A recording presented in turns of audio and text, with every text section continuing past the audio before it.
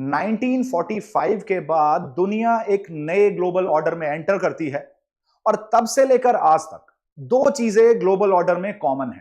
पहली, रशिया और यूएस का बाकी कंट्रीज को प्रॉक्सी वॉर की तरह यूज करना और उन्हें बलि की बकरे की तरह उनकी बलि देना।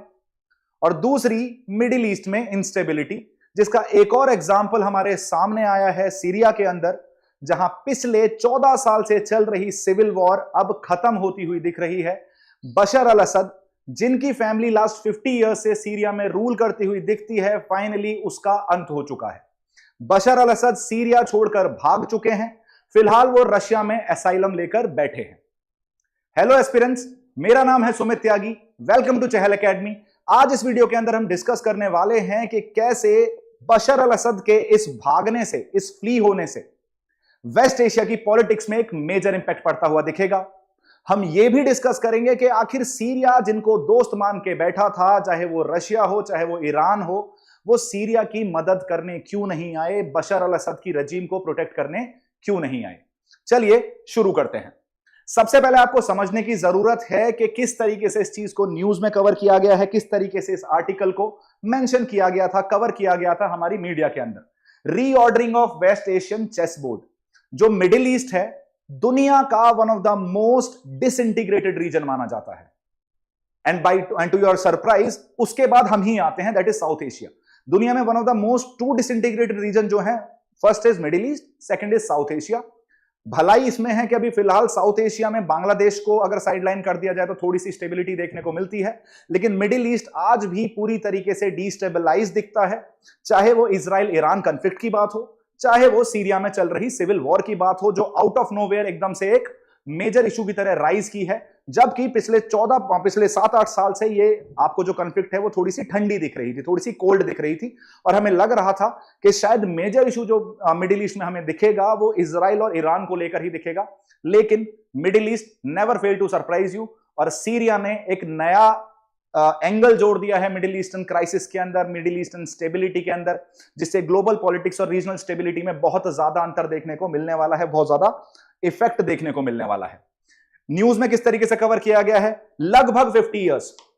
आप सोचिए, 50 साल से सीरिया के अंदर बशर अल असद की फैमिली रूल कर रही थी। जैसा आपको देखने को मिल रहा है, असद की फैमिली का रूल लगभग आपको 50 इयर्स का देखने को मिल रहा है सीरिया के अंदर। इससे पहले कि हम प्रेजेंट कंटेक्स्ट में आए, आपको यह भी समझना जरूरी है, 2010 के अंदर एक इवेंट स्टार्ट हुआ जिसे यूएस बोलता है डेमोक्रेटिक रिवॉल्यूशन, और जनरली उसे बोला गया अरब स्प्रिंग। पर समझने वाली बात यह है कि यूएस पूरी दुनिया में डेमोक्रेसी प्रमोट कर रहा था टिल 2010, लेकिन अरब रीजन में नहीं कर रहा था। इंटरनेशनल रिलेशंस में या जियोपॉलिटिक्स में इस टर्म को, इस यूएस की पॉलिसी को हम बोलते हैं अरब एक्सेप्शनलिज्म। इसका मतलब कि पूरी दुनिया में डेमोक्रेसी आ सकती है, लेकिन जहां इस्लामिक स्टेट हैं, जहां मोनार्कीज हैं, वहां आप डेमोक्रेसी नहीं ला सकते, because Islam and democracy can not go hand in hand. इसका एक और एंगल देखा जाता है, अगर मिडिल ईस्टर्न रीजन में डेमोक्रेसीज आ जाती तो यूएस का इंटरफेरेंस करना थोड़ा डिफिकल्ट हो जाता। जब तक मिडिल ईस्ट के अंदर आपको मोनार्कीज बैठी हुई दिख रही हैं, तब तक मोनार्कियल पपेट रूलर्स के थ्रू यूएस जब चाहे मिडिल ईस्ट में इंटरफेयर कर सकता है। अब सवाल, जब अरब एक्सेप्शनलिज्म की पॉलिसी चल रही थी, तो आखिर यह अरब स्प्रिंग नाम का डेमोक्रेटिक रिवॉल्यूशन आया क्यों? आप नोटिस करेंगे इस चीज को कि जहां जहां भी अरब स्प्रिंग आया है, चाहे वो ट्यूनीशिया हो, चाहे वो लिबिया हो, चाहे वो इजिप्ट हो, चाहे वो सीरिया हो, चाहे वो यमन हो, जहां आपको हाउदी क्राइसिस पहले से ही चलता हुआ दिख रहा था, much before this Israel Iran conflict. ये सारी वो कंट्रीज हैं जो रशिया को सपोर्ट करती हैं, जिनके मोनार्क्स आपको रशियन सपोर्ट में दिखते हैं, और यूएस के इंटरेस्ट के अगेंस्ट ये जाता हुआ दिखता है मिडिल ईस्ट में। तो यूएस ने हर उस मोनार्क को हटाने की कोशिश करी in the name of dictatorship, in the name of democracy, जो रशियन इंटरेस्ट को फुलफिल कर रहा था मिडिल ईस्ट में, और यूएस इंटरेस्ट को हर्ट कर रहा था या हार्म कर रहा था। उसी के बेसिस पे 2011 में सीरिया के अंदर एक सिविल वॉर स्टार्ट होती है, जिसमें सीरियन एक रिबेल आर्मी बनती है जो असद की रजीम को हटाने के लिए कंटिन्यूअसली फाइट कर रही थी। Asad was supported by Russia, this Syrian rebel army was supported by US. तो आपको एक और बलि का बकरा देखने को मिल रहा है between the war of US and Russia. तो आप समझ पा रहे हो कि ये सीरिया जो है, जो सीरिया में हुआ, ये एक और प्रॉक्सी वॉर का एग्जाम्पल हमें देखने को मिलता है, just like Korea, just like Vietnam, right. अब हम देखते हैं कि प्रेजेंट पर्सपेक्टिव में इस 13-14 साल की स्ट्रगल के बाद किस तरीके से ये सिविल वॉर खत्म होती हुई दिखती है, किस तरीके से रशिया बेसिकली जो सीरिया है वो स्टेबिलिटी की तरफ मूव करता हुआ दिखेगा। लेकिन सवाल अभी भी खड़े होते हैं, क्या सच में सीरिया स्टेबिलिटी की साइड मूव करेगा या हालत और ज्यादा खराब होने वाली है, और ज्यादा आपको इंटरनेशनल इंफ्लुएंस या इंटरफेरेंस देखने को मिलने वाला है सीरिया के अंदर। बशर अल असद भाग चुके हैं जैसा मैंने आपको बताया, और जो हयत तहरीर अल शाम है, जो रिबेल ग्रुप है, वो दमस्कस पहुंच के जो सीरिया की कैपिटल है उन्होंने उसके ऊपर अपना कंट्रोल बना लिया है। इसलिए हम बोल रहे हैं कि ये सिविल वॉर जो फाइट चल रही थी उसमें जो रिबेलियन फोर्स थी जो असद रजीम के अगेंस्ट लड़ रही थी वो फाइनली जीतती हुई दिख रही है।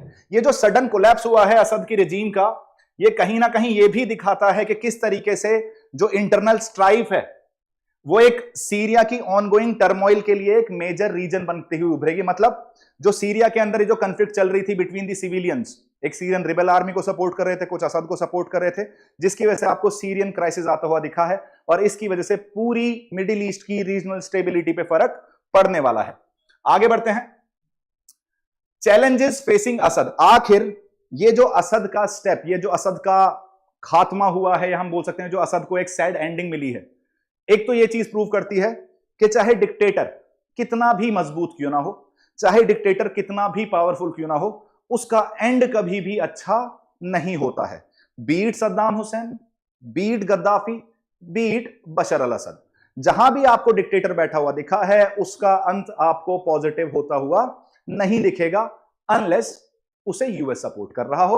ये एक मेजर एक्सेप्शन है इस केस में, एक मेजर एक्सेप्शनलिज्म की तरह देख सकते हो कि जहां जहां यूएस सपोर्टेड डिक्टेटर्स हैं वो एकदम बढ़िया फंक्शन करते हुए दिखेंगे, लेकिन जहां यूएस के अगेंस्ट डिक्टेटर्स जाते हुए दिखते हैं वो रजीम आपको टिकती हुई नहीं दिखेगी। वो इवेंचुअली वहां रिबेलियन आर्मी किसी ना किसी तरीके से उस डिक्टेटर को वहां से हटा देगी। ऐसा ही कुछ सीरिया में हुआ है, लेकिन पूरा जो ब्लेम है वो यूएस पे ना डालते हुए हम ये भी देखते हैं कि आखिर असद की ऐसी कौन कौन सी पॉलिसीज थी जिसकी वजह से उनका एंड जो है वो समय से पहले आता हुआ दिखा। एकदम सडन ये रिबेलियन स्टार्ट हुआ और एकदम से विद इन 15-20 डेज आपको देखने को मिल रहा है कि असद की रजीम गिर चुकी है और वो रशिया भाग चुके हैं। सबसे पहला इवेंट आया 5 दिसंबर को। 5 दिसंबर को असद ने अनाउंस किया कि जो मिलिट्री है उनकी, जो उनको सपोर्ट करी थी सीरियन नेशनल आर्मी, उसकी सैलरी में 50% हाइक प्रोवाइड किया जाएगा। ये क्यों किया गया? क्योंकि एक मेजर उम्मीद थी, एक मेजर एस्पेक्ट्स बन रहे थे विद इन सीरिया के शायद असद को छोड़कर आर्मी वाले लोग जो हैं वो डिफेक्ट करना शुरू कर दें, उस आर्मी को छोड़ना शुरू कर दें और असद के सपोर्ट में लड़ना बंद कर दें, क्योंकि उन्हें सैलरी नहीं मिल पा रही थी cause of the ongoing economic crisis in Syria. तो उस डिफेक्शन को रोकने के लिए असद ने रिसेंटली 5 दिसंबर को 50% हाइक दिया था अपने सोल्जर्स को। इस मूव ने कहीं ना कहीं यह दिखा दिया कि असद जो है वो डेस्परेट हैं, और उन्होंने यह भी बता दिया कि जो सीरियन अरब आर्मी है उसकी स्ट्रक्चरल वीकनेस और फाइनेंशियल वीकनेस किस तरीके से आपको असद की रजीम को इंपैक्ट करती हुई दिखती है। तो मतलब काफी हद तक उन्होंने अपने ही पैर पे कुल्हाड़ी मार ली ये 50% हाइक देकर, जिससे उन्होंने आउटराइटली ये बता दिया कि हमारे यहां कुछ इंटरनल स्ट्रक्चरल और इकोनॉमिक इश्यूज और फाइनेंशियल इश्यूज चल रहे हैं। उसके अलावा ये जो फाइनेंशियल स्ट्रगल्स चल रही थी सीरियन अरब आर्मी की, ये काफी ज्यादा नोटोरियस हो चुकी थी। कारण देखो, अगर सोल्जर्स को पैसा नहीं दोगे तो कहीं ना कहीं से तो वो कमाएंगे, वो किसको फिर एक्सप्लॉइट करेंगे? वो नॉर्मल जनता को एक्सप्लॉइट करेंगे, नॉर्मल सिविलियन सिटीजन्स को एक्सप्लॉइट करेंगे। और वैसा ही कुछ हमें सीरिया में होता हुआ दिख भी रहा था।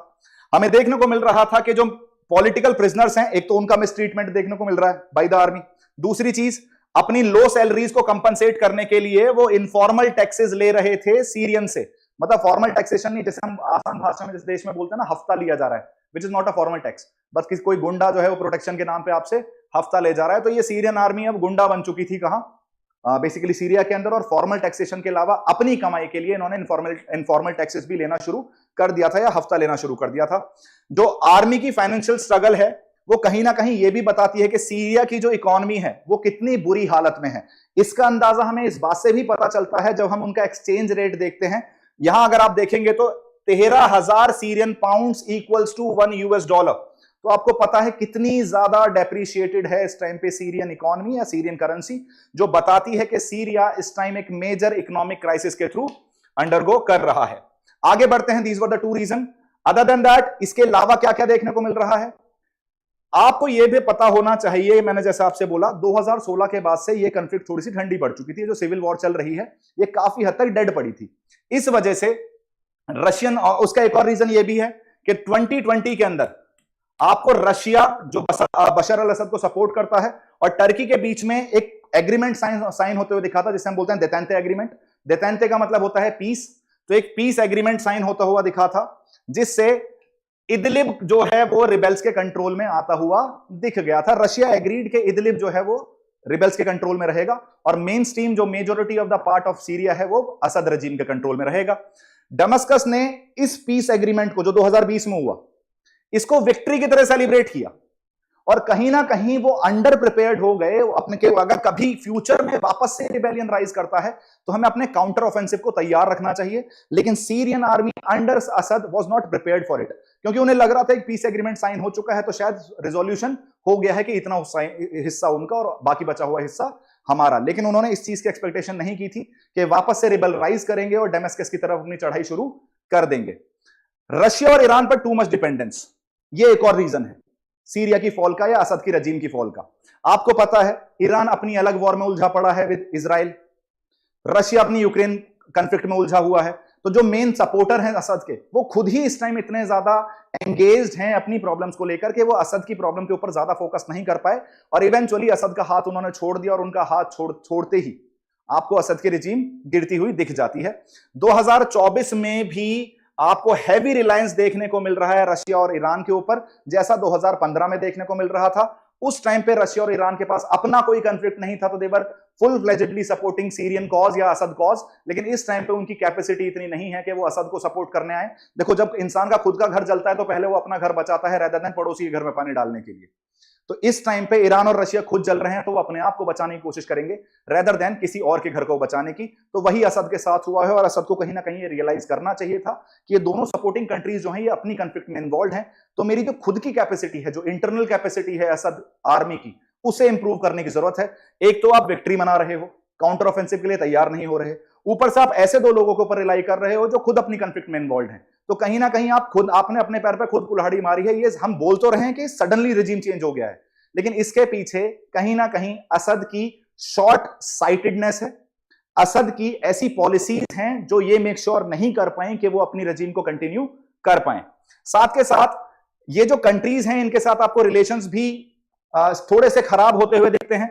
रीजन बीइंग, अब मैं आगे डिस्कस करूंगा किस तरीके से सीरिया के रिलेशंस बाकी इजराइल के साथ बेटर होने की बात चल रही थी, ट्रंप के साथ बेटर होने की बात चल रही थी, लेकिन रशिया प्रेशर में है यूरोप के अंडर, ईरान प्रेशर में है लेबनान के under cause of the ongoing conflict, जो मैंने आपको ऑलरेडी बता दिया। इसकी वजह से इनके रिलेशंस खुद ही स्ट्रेंड हैं। तो शायद ये सीरिया को हेल्प करने के लिए उतना ज्यादा तत्पर भी नहीं थे, तैयार भी नहीं थे, और they were not actually thinking about saving Syria rather than they were more concerned about saving themselves. ये जो मैप आपको देखने को मिल रहा है, पहले हम बात करेंगे 27 नवंबर की, before this conflict was resumed. इसमें आपको देखने को मिलेगा ये जो रीजन देखने को मिल रहा है आपको इदलिब वाला, ये वो रीजन है जो टर्की और रशिया के बीच में जब देतांते एग्रीमेंट साइन हुआ था तो जो रिबेल्स को दे दिया गया था। This region was with rebels. ये जो आपको डार्क ब्लू में रक्का रीजन देखने को मिल रहा है, this is with Kurds, Kurdistan. Kurds क्या है? कर्ड्स एक एथनिक माइनॉरिटी है सीरिया के अंदर जो 3 कंट्रीज में स्प्रेड है, टर्की के अंदर, इराक के अंदर और सीरिया के अंदर। ये एक अपना एस्पिरेशनल रीजन मांगते हैं, एक अलग देश मांगते हैं जिसे हम बोलते हैं कर्डिस्तान। तो ये जो पूरा रक्का रीजन है फिलहाल के लिए किसके कंट्रोल में है? ये बेसिकली कर्ड्स के कंट्रोल में है। ये जो पूरा आपको रेड रीजन देखने को मिल रहा है, ये पूरा रेड रीजन रिप्रेजेंट्स करता है जहां असद रजीम अपना कंट्रोल बना के बैठी थी। और ये जो blue region, dark blue region आपको देखने को मिल रहा है, ये सीरियन अपोजिशन है जो असद को सपोर्ट नहीं करते और कंप्लीटली यूएस बैक्ड है, यूएस द्वारा सपोर्ट किया जाता है, जिससे ये भी पता चलता है कि असद रजीम को यूएस बिल्कुल सपोर्ट नहीं करता था। बशर अल असद यूएस को फूटी आंख नहीं सुहाता था और इसलिए आपको पूरी तरीके से सीरियन अपोजिशन को वो सपोर्ट करते हुए दिखते हैं, असद अपोजिशन को यूएस सपोर्ट करता हुआ दिखता है। अब बात करते हैं 8 दिसंबर की, मतलब प्रेजेंट टाइम्स की, किस तरीके से यह नक्शा बदलता हुआ आपको दिख रहा है। ये आप देख रहे हो यहां लाइट ब्लू रीजन में जो कंट्रोल दिख रहा था रिबेल के कंट्रोल में, आज वो डेमस्कस तक पहुंच चुका है और मेजोरिटी ऑफ द सीरिया जो है वो या तो कर्ड्स के कंट्रोल में है या फिर रिबेल्स के कंट्रोल में है, राइट, एसटीएस के कंट्रोल में है, जिसकी वजह से असद को वहां से फ्ली करना पड़ा और भाग के अपनी जान बचानी पड़ी, रशिया में जाकर बैठना पड़ा, वहां शरण लेनी पड़ी, वहां एसाइलम लेना पड़ा। मूविंग फॉरवर्ड, अगर देखा जाए कि अब ये सवाल उठता है कि भाई ईरान कहां था, रशिया कहां था? जिस टाइम पे ये चल रहा था उनके दोस्तों को मारा जा रहा था, भाई ने फोन भी करा कि ब्रो आजा, रागा भाई का आ गया फोन, हो गया है लफड़ा। लेकिन लफड़े में ईरान हेल्प करने आया नहीं, रशिया हेल्प करने आया नहीं, सीरिया भाई क्या पड़ गया, अकेला पड़ गया, सबने मिलकर एक साथ मारा और इवेंचुअली वहां से उसे भागना पड़ा। अब ये देखेंगे रीजन क्या क्या है कि ईरान सपोर्ट में क्यों नहीं आया आखिर, जब इतने टाइम से सपोर्ट कर रहा था। और ईरान का सीरिया में सपोर्ट रहना तो उसके लिए बहुत ज्यादा जरूरी है in its conflict with Israel, क्योंकि एक्सिस ऑफ रेजिस्टेंस जो है, जो हेजबुल्लाह और हमस को सपोर्ट जा रहा था वो वाया सीरिया भी जा रहा था, एक मेजर एलाई था ईरान का सीरिया। तो असद का रहना ईरान में काफी ज्यादा, सीरिया में बहुत ज्यादा जरूरी भी था ईरान के लिए।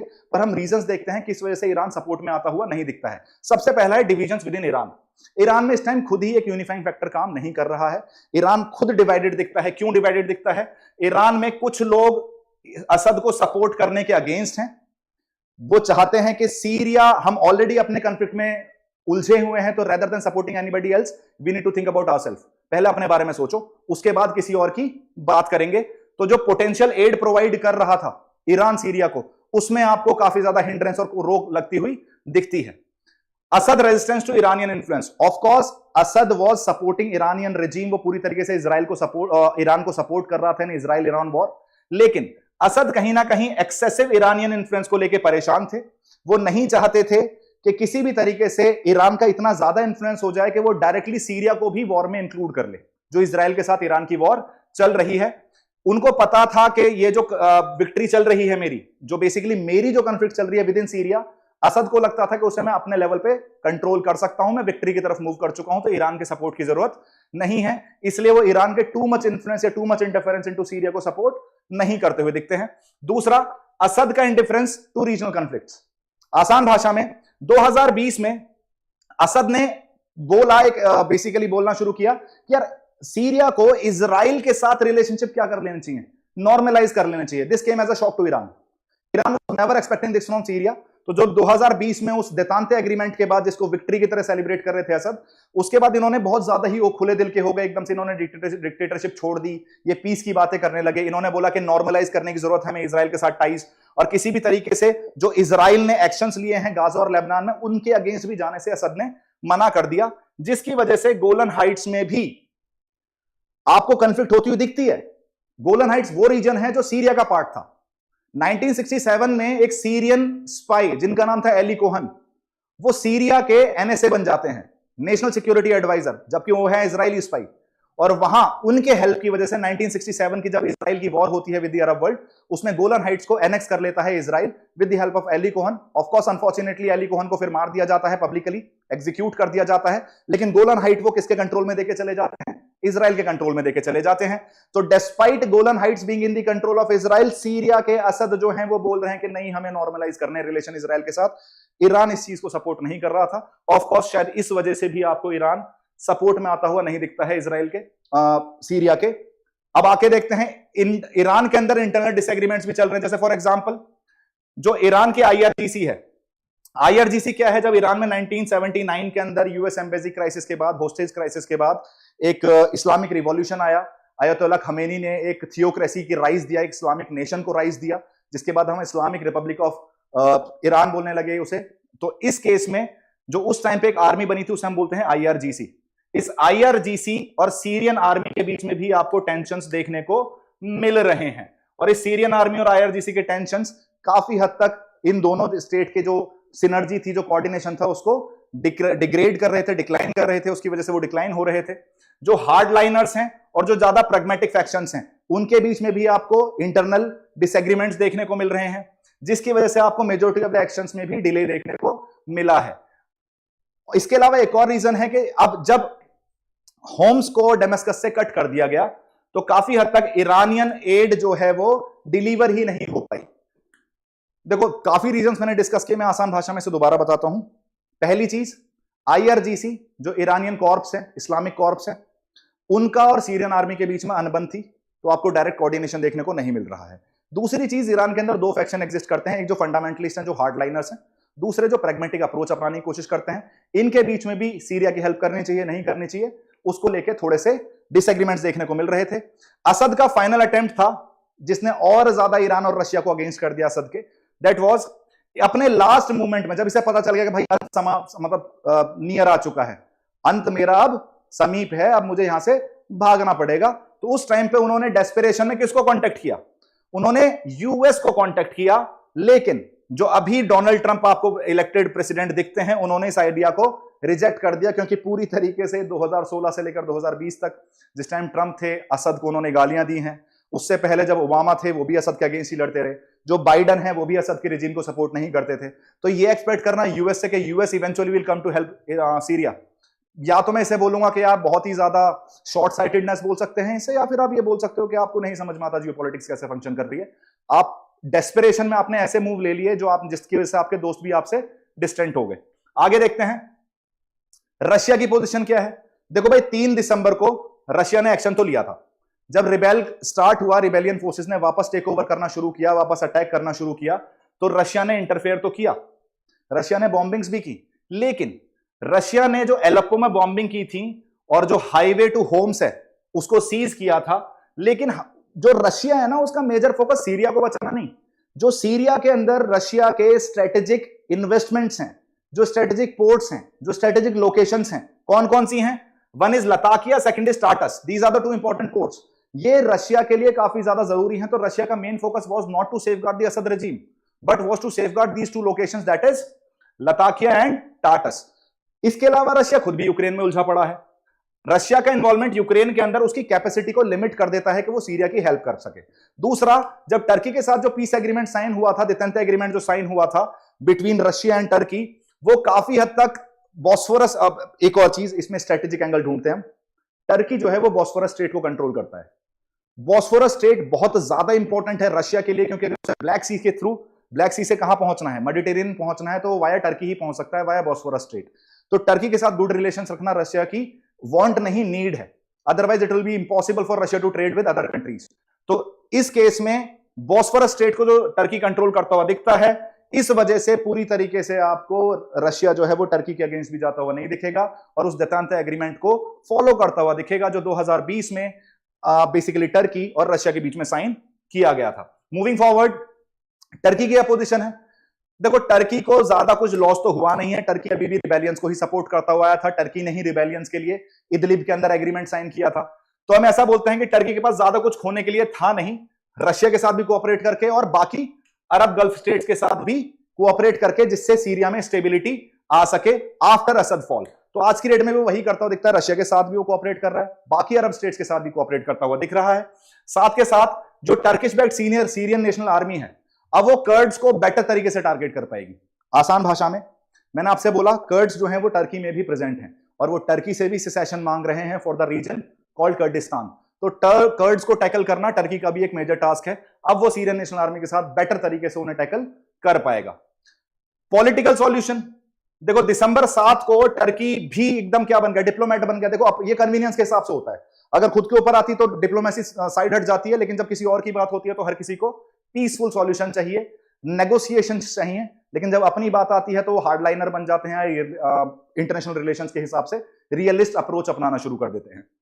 ईरान और रशिया ने टर्की के साथ मिलकर एक डिमांड करी कि यार देखो, सीरिया के अंदर बहुत टाइम हो गया लड़ाई करते करते, अब एक पॉलिटिकल सॉल्यूशन की तरफ पहुंच जाओ, अब लड़ाई का समय हो चुका है खत्म, ये जो मिलिट्री ऑपरेशंस हैं इनकी तरफ किसी भी तरीके से हमें मूव करने की जरूरत नहीं है। और यूएनएससी रिजोल्यूशन 2254 जो डेमोक्रेटिक ट्रांजिशन की बात करता है, उसके अकॉर्डिंग हमें फंक्शन करना चाहिए, उसे इंप्लीमेंट करना चाहिए। तो मतलब जो मेजोरिटी ऑफ द सपोर्टर्स थे, उन्होंने अब पॉलिटिकल सॉल्यूशन की बात करनी शुरू कर दी है। मिलिट्री सपोर्ट जो सीरिया को मिल रहा था फ्रॉम दीज कंट्रीज, वो अब मिलता हुआ नहीं दिखेगा, specially from Russia and Iran.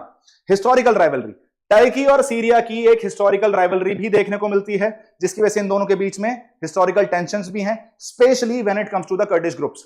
तो असद का कहीं ना कहीं हटना टर्की के फेवर में ही काम करेगा, और टर्की को बिल्कुल दुख नहीं है कि असद वहां से जा चुका है। तो it is a win for Turkey as well, it is a win for US, it is a win for Turkey, but it is a loss for Iran as well as it is a loss for Russia. But Russia can manage it with the good relations with, through the good relations with Turkey.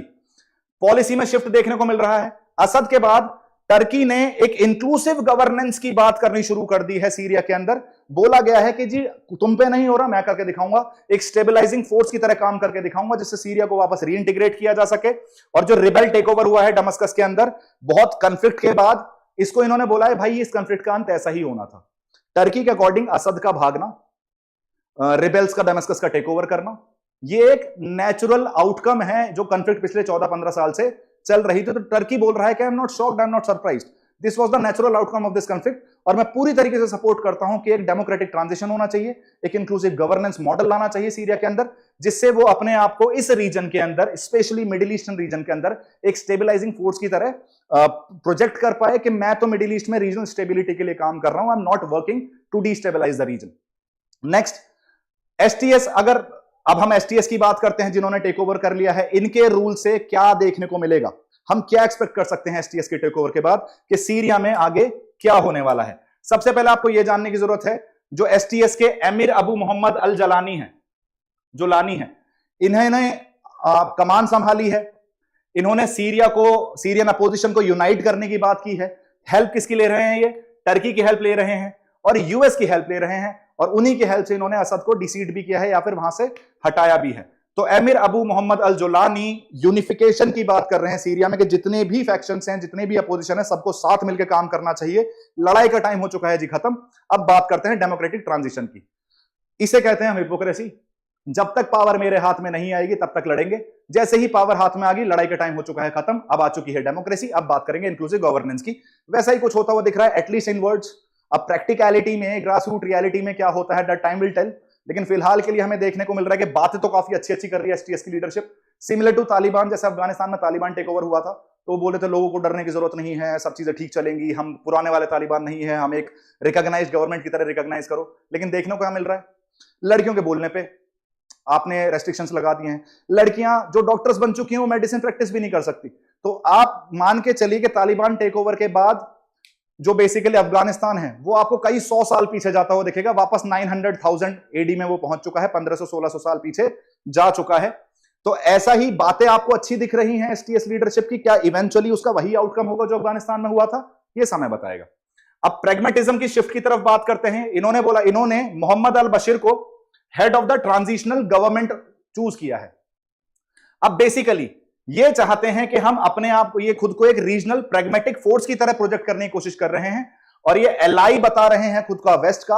आसान भाषा में STS पूरी तरीके से चाहता है कि US हमारी हेल्प करे to stabilise the region for the inclusive government. इसका रीजन ये भी है, पिछले 14 साल से कंफ्लिक्ट चल रही है सीरिया के अंदर, पूरे शहर जो हैं वो बर्बाद हो चुके हैं, और उन्हें वापस रीबिल्ड करने में चाहिए पैसा, बिलियंस ऑफ डॉलर्स। अब इस बिलियंस ऑफ डॉलर्स का सोर्स एक ही हो सकता है, वो है यूएस। बट प्रॉब्लम क्या है, ट्रंप फूटी कौड़ी नहीं देगा इन्हें। ट्रंप इज अ बिजनेसमैन, वो फालतू पैसा खर्च नहीं करेगा। लेकिन इनको उम्मीद है कि अगर हम यूएस के साइड देखेंगे तो शायद इस रीबिल्डिंग ऑफ सीरिया में यूएस कहीं ना कहीं हमें फाइनेंशियल हेल्प कर सकता है। तो जैसे इस लीबिया के अंदर इस्लामिक फाइटिंग ग्रुप जो गद्दाफी के अगेंस्ट लड़ रहे थे, उन्होंने वेस्ट सपोर्ट मांगा था या अपने आप को वेस्ट सपोर्टेड दिखाया था, ऐसा ही कुछ एसटीएस भी कोशिश कर रहा है। इतना ही नहीं, इन्होंने रीजनल और इंटरनेशनल आउटरीच करने की भी कोशिश करी है, सिमिलर टू तालिबान। ये पूरी दुनिया में जा रहे हैं कि जी हमें रिकॉग्नाइज करो।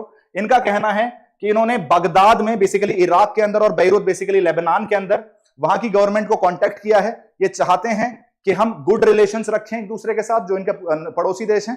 इन्होंने इस तक का वादा कर दिया है कि सीरिया के अंदर जो बसद के रजीम में केमिकल वेपन्स थे, उनको ढूंढने में एसटीएस की रजीम हेल्प करेगी, इन दोनों गवर्नमेंट की और वेस्ट की, जिससे केमिकल वेपन्स को, जो रेमिनेंट्स हैं उसको हटाया जा सके, उन्हें खत्म किया जा सके।